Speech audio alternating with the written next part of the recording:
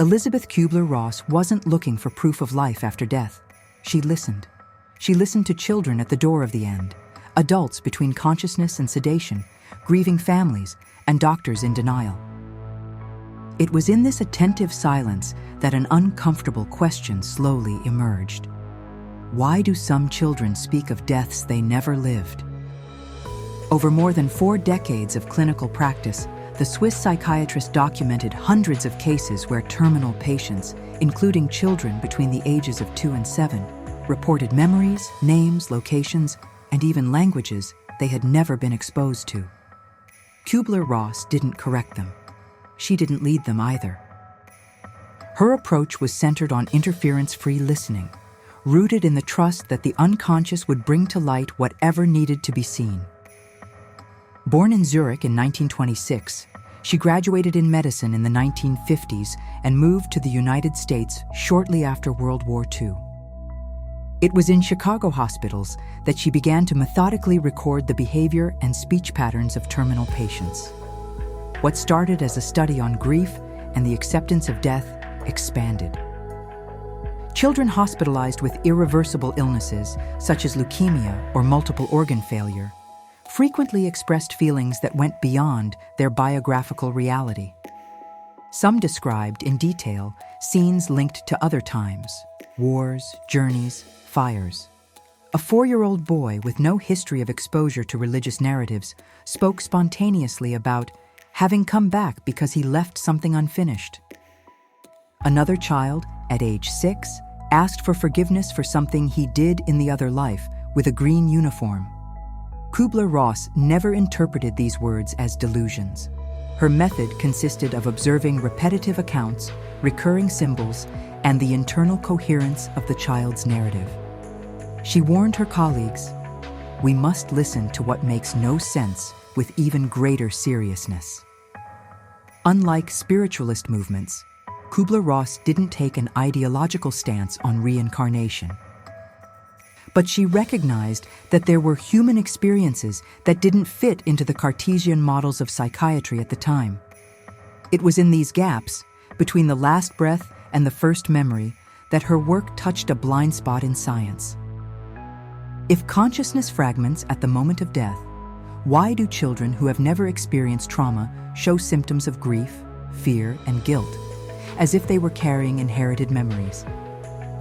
Child regression, in Kübler-Ross's clinical practice, was never induced. It emerged in contexts of trust, during symbolic play or spontaneous accounts. What the doctor did was record, compare, and ask herself, how far back does memory go? And when does it begin? During the 1960s and 1970s, amid the evolution of palliative care in the United States, Elizabeth Kübler-Ross developed an observation methodology based on clinical neutrality and non-judgmental listening.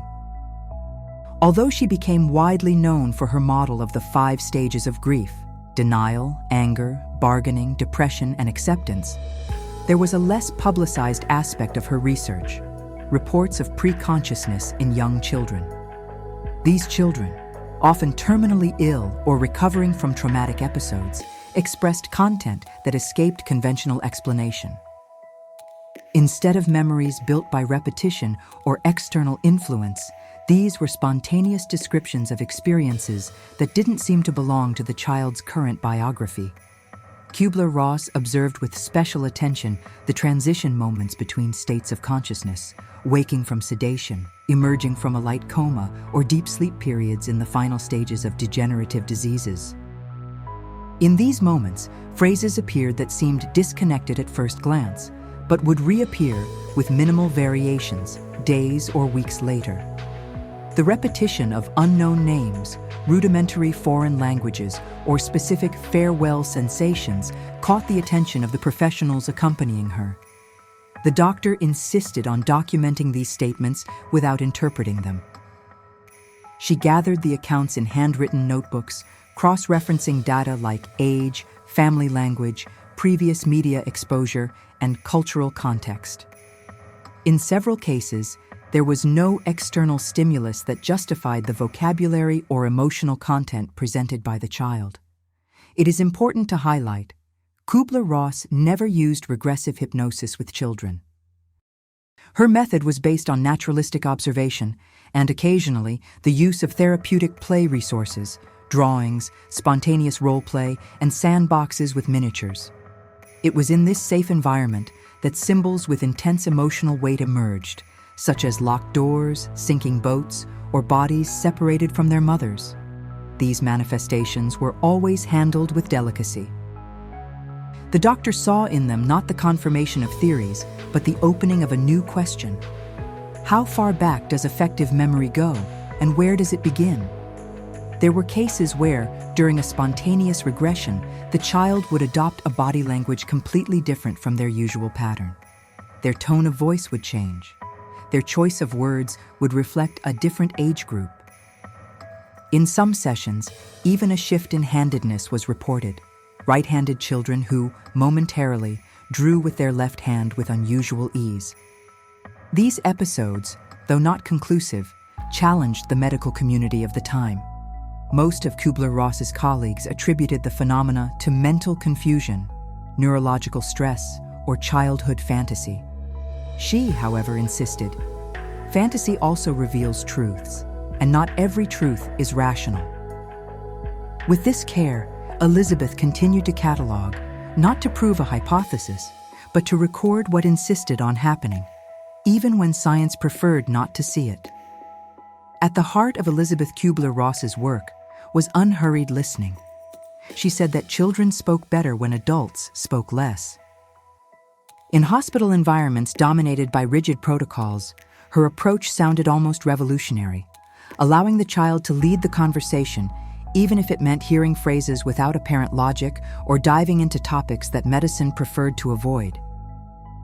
Many of the reports considered pre-biographical, memories that seemed to precede birth, emerged between the ages of 2 and 7, precisely the period when, according to developmental psychology, the child is still organizing their sense of time and identity. To most scholars, these words were the fruit of imagination. But Kübler-Ross noticed patterns that went beyond spontaneous creation. She observed that some children didn't just tell stories, they experienced an inexplicable grief, a kind of heavy longing that couldn't be attributed to losses in this life. This grief was accompanied by guilt or a sense of responsibility for something they left behind. It was also common to find ancient vocabulary, obsolete terms, or sentence structures unusual for their age and social context. At a conference in Denver in 1976, Kübler-Ross reported the case of a 5-year-old girl who, in a febrile delirium, asked that the iron gates not be locked again. When the fever passed, the child didn't remember the statement. But days later, during play, she repeated the drawing of a gate with black bars and symbols that resembled Hebrew letters, despite having no contact with that language or culture at home. Faced with situations like this, the doctor never assigned supernatural conclusions. Her question was always clinical. Why would a child express emotions and symbols that aren't part of their direct repertoire? For Kübler-Ross, regression wasn't a method. It was an emerging possibility, a type of memory that leaked at the edges of consciousness, especially in moments of physical or emotional fragility. And unlike formal hypnosis, its occurrences were loaded with emotional meaning, not as a structured narrative, but as sensory fragments, isolated images, and phrases filled with urgency. She also observed that, over time, these manifestations tended to disappear. Upon reaching school age, most children ceased these reports, as if a new layer of identity took the place of the previous one. For this reason, she saw value in listening early, before social and cognitive structures erased these traces.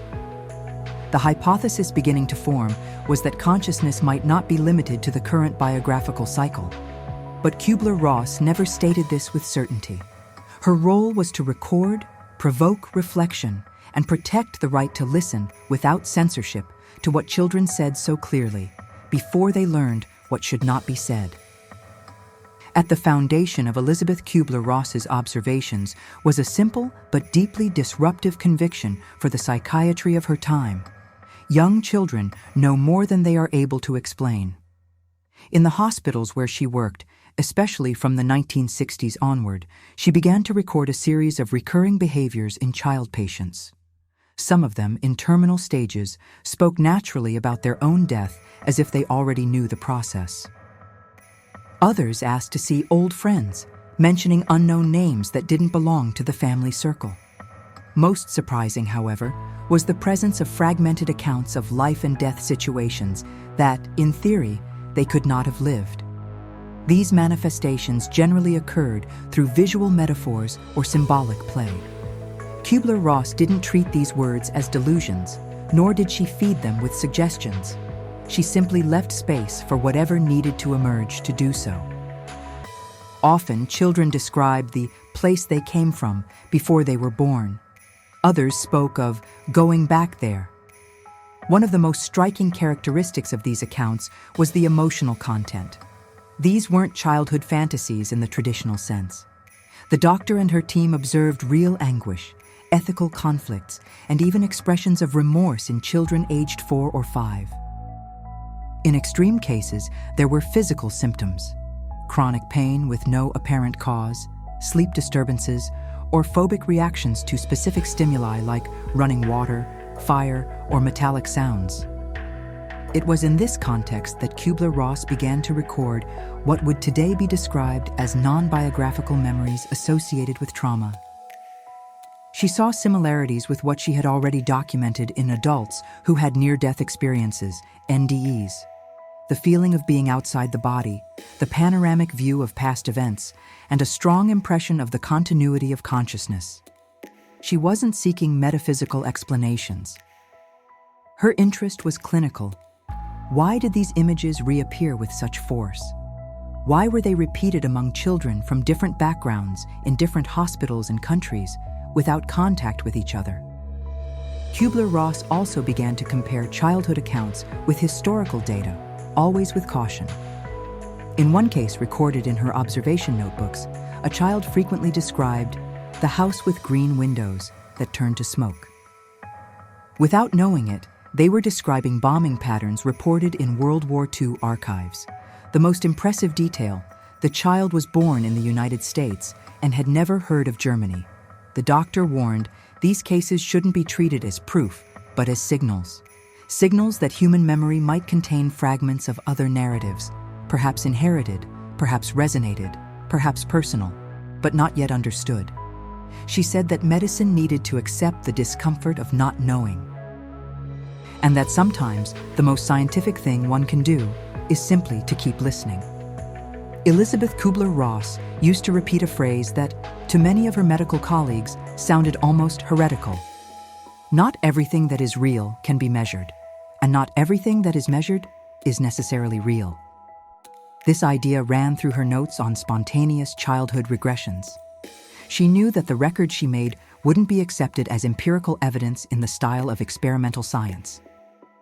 But she insisted that the clinical value of listening transcended the need for immediate explanation. For her, children's accounts of possible past lives weren't a metaphysical issue. They were a legitimate manifestation of the human psyche that needed to be documented and respected. Throughout her journey, Kübler-Ross began to collaborate with researchers from different fields, including psychiatrists investigating reincarnation more directly, such as Ian Stevenson of the University of Virginia. Although they adopted different approaches, they shared the same concern: the growing number of cases where young children, with no prior exposure to certain cultures or languages, reported specific memories, often linked to traumatic events from a previous life. Kübler-Ross, however, stayed firm in her place, that of therapeutic listening. She didn't conduct external investigations or try to confirm historical data.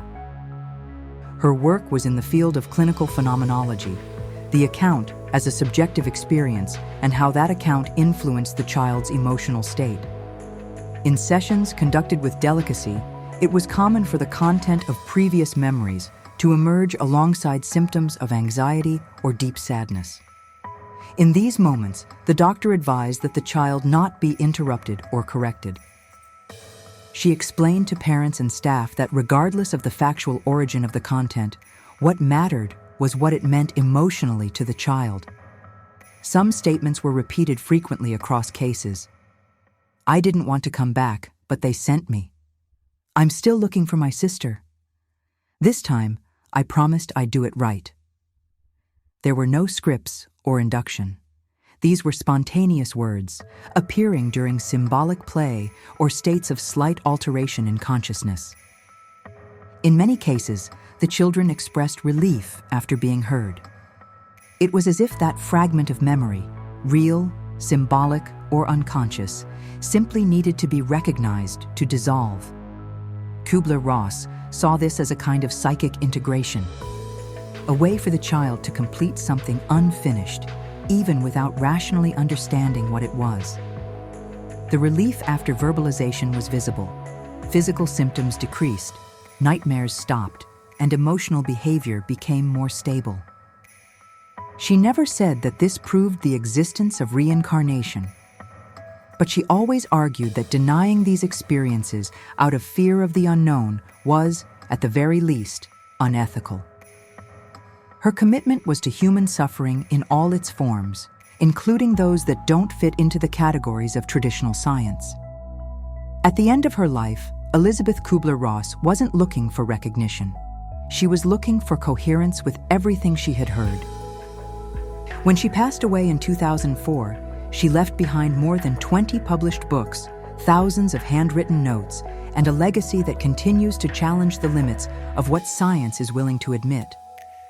Her work with children reporting past memories was never turned into a definitive theory. Kübler-Ross refused labels and said that reducing those words to the category of delusion, fantasy, or symbolism was often a subtle way of silencing the pain within them. The goal wasn't to validate spiritual doctrines, but to create space for listening to be as deep as the experience reported. Many health professionals today still face similar dilemmas. In clinics and hospitals around the world, similar accounts emerge. Young children who describe people they never met, places they never visited, and feelings they cannot name. Behavioral science, throughout the 20th century, developed valuable tools to treat childhood as a field of cognitive and emotional development.